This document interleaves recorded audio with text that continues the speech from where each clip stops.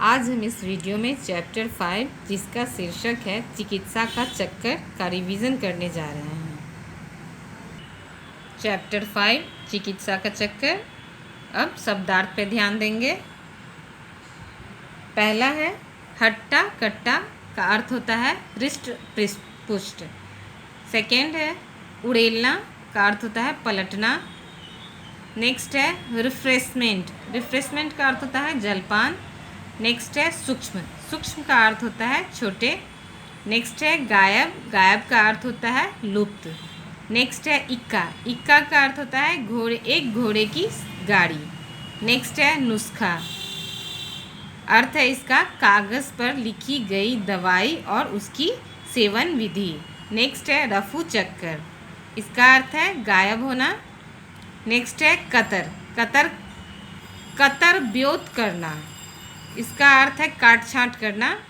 Next है बेजार, बेजार का अर्थ होता है दुखी या नाराज।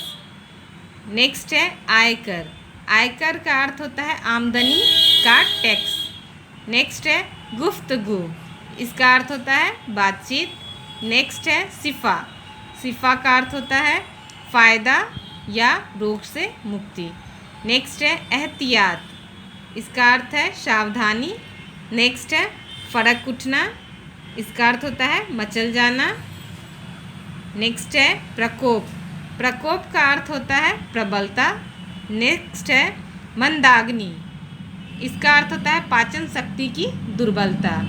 नेक्स्ट है प्रादुर्भाव, इसका अर्थ है उत्पन्न होना। नेक्स्ट है पिंड छूटा, इसका अर्थ होता है पीछा छूटना। नेक्स्ट है बेबसी, इसका अर्थ होता है विवशता या मजबूरी। नेक्स्ट है सूल, इसका अर्थ होता है दर्द। नेक्स्ट है ऊपरी खेल, इसका अर्थ होता है जादू टोना। नेक्स्ट है पायरिया, इसका अर्थ होता है दांतों की एक बीमारी। नेक्स्ट है फिजूल, का अर्थ होता है व्यर्थ या बेकार। अब हम मुहावरे पे ध्यान देंगे।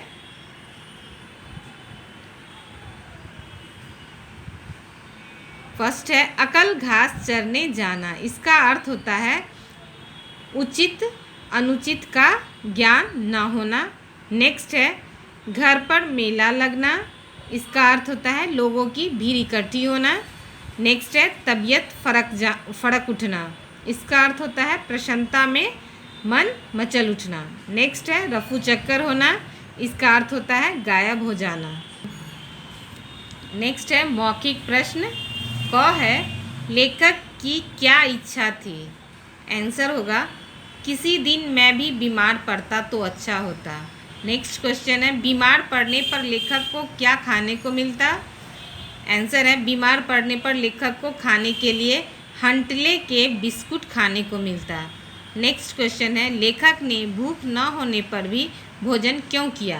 आंसर है लेखक ने भूख न होने पर भी भोजन किया क्योंकि उनकी पत्नी को सिनेमा देखने जाना था। नेक्स्ट क्वेश्चन है लेखक ने पेट दर्द दूर करने के लिए सबसे पहले कौन सी दवाई ली? आंसर है लेखक ने पेट दर्द दूर करने के लिए अमृतधारा दवा की बूंदें ली। नेक्स्ट क्वेश्चन है वैद्य जी की बातें सुनकर लेखक ने क्या मांगा? आंसर है वैद्य जी की बातें सुनकर लेखक ने एक सज्जन से आपटे का कोस मांगा। नेक्स्ट है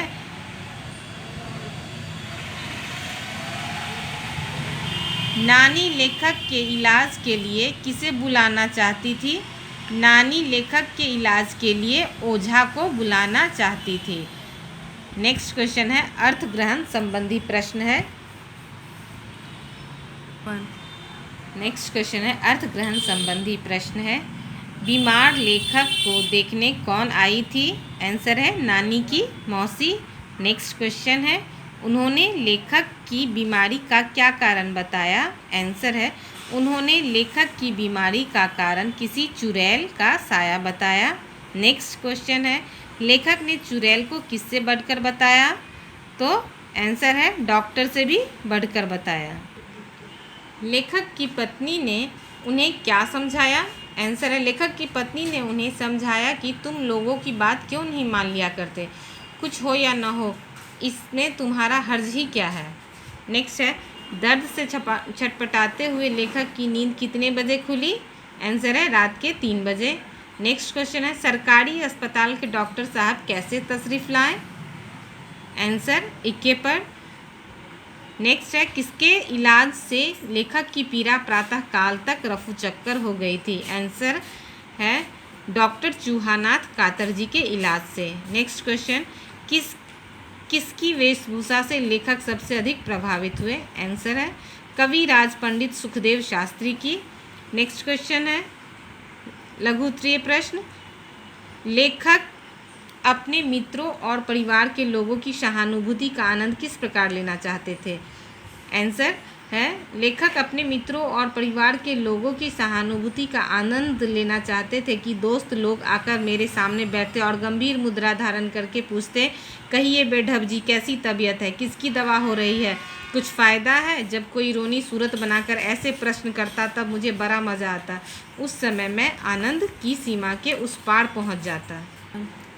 नेक्स्ट क्वेश्चन है, पेट दर्द आरंभ होने पर लेखक ने क्या घरेलू उपचार आरंभ किया। आंसर है, पेट दर्द आरंभ होने पर लेखक ने घरेलू उपचार आरंभ किया।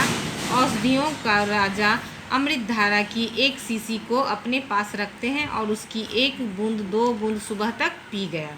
नेक्स्ट है क्वेश्चन, इस पाठ में लेखक ने कितने प्रकार की प्रचलित उपचार प्रणालियों का उल्लेख किया है।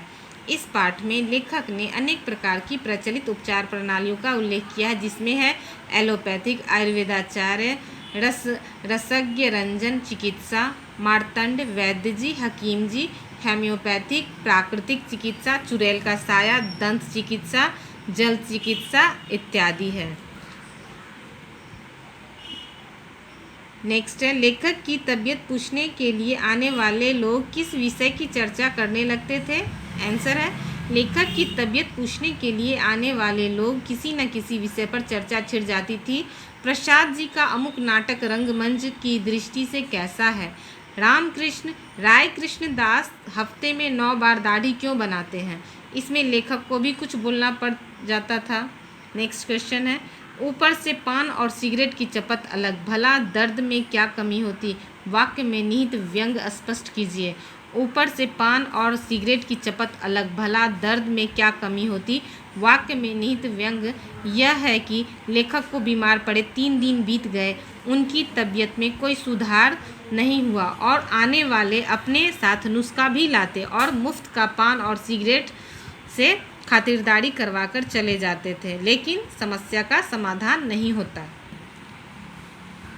दीर्घ उत्तरीय प्रश्न है। नेक्स्ट है, लेखक ने ऐसा क्या खा लिया कि वे पेट दर्द से परेशान हो गए।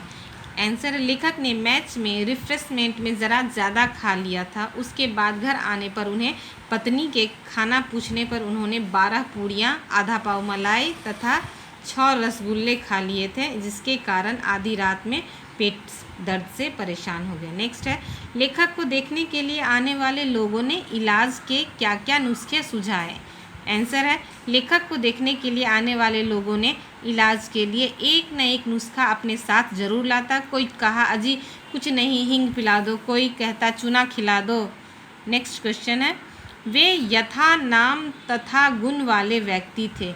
यह किनके विषय में कहा गया है। उनकी दवाई से लेखक को क्या फ़ायदा हुआ। आंसर है, वे यथा नाम तथा गुण वाले व्यक्ति थे। यह डॉक्टर चूहानाथ कातरजी के विषय में कहा गया है। उनकी दवाई से लेखक को यह फ़ायदा हुआ कि डॉक्टर साहब के सुई देने से उन्हें नींद आ गई और दर्द में भी आराम हुआ और प्रातःकाल पीड़ा गायब हो गया। नेक्स्ट क्वेश्चन है, डॉक्टर साहब ने जिन भयंकर मर्जों का नाम लिया था उनका स्वरूप मेरी रोती हुई आंखों के सामने नृत्य करने लगा। यह वाक्य किसने किस संदर्भ में कहा। आंसर है, यह वाक्य लेखक ने कहा और दोबारा से उनके पेट में दर्द शुरू हो गया, उन्होंने इस संदर्भ में कहा। नेक्स्ट क्वेश्चन है, लेखक की घबराहट का कारण क्या था। आंसर है, लेखक की घबराहट का कारण यह था कि डॉक्टर साहब ने जिन जिन भयंकर मर्जों का नाम बताया था कहीं उन्हें वही बीमारी तो नहीं हो गया है। नेक्स्ट क्वेश्चन है, अंत में आए डॉक्टर साहब की हंसी सुनकर लेखक चकित क्यों हुए, उन्होंने क्या इलाज बताया। अंत में आए डॉक्टर साहब की हंसी सुनकर लेखक चकित इसलिए रह गए क्योंकि वैसी हंसी केवल कवि सम्मेलन में बेढंगी कविता पढ़ने के समय सुनाई देती है। और उन्होंने इलाज बताया कि आपको पायरिया है, इसीलिए किसी दंत चिकित्सक से सारे दांत निकलवा दीजिए। नेक्स्ट क्वेश्चन है, लेखक की श्रीमती जी कंजूस नहीं बुद्धिमती थी। पाठ के संदर्भ में इस कथन की सार्थकता प्रमाणित कीजिए। आंसर है, लेखक की श्रीमती जी कंजूस नहीं थी, बुद्धिमती थी। उपर्युक्त पंक्ति चिकित्सा का चक्कर से ली गई है। लेखक की पत्नी को बुद्धिमान इसलिए कहा गया है कि लेखक को देखने कई दिनों से तरह तरह के डॉक्टर आए और चले गए।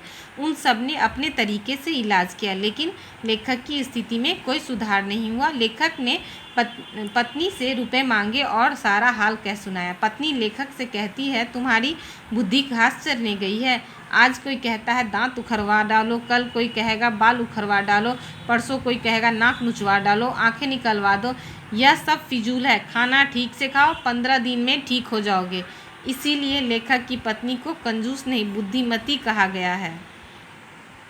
आज का जीवन साधन संपन्न है, फिर भी लोग तनावग्रस्त क्यों हैं? आंसर है, आज का जीवन साधन संपन्न है, फिर भी लोग तनावग्रस्त हैं क्योंकि दैनिक जीवन में भूख और प्यास की तरह ही अब हर व्यक्ति मानसिक तनाव का अनुभव करता है। हालांकि मानव ने अपने सुख और आराम के लिए स्वचालित मशीनों और अनेक लाभदायक चीज़ों का निर्माण अवश्य किया है, लेकिन इनके साथ साथ हमारी जीवन शैली भी मशीनों जैसी हो जाने से काफ़ी लोग अपनी मानसिक शांति खो बैठे हैं।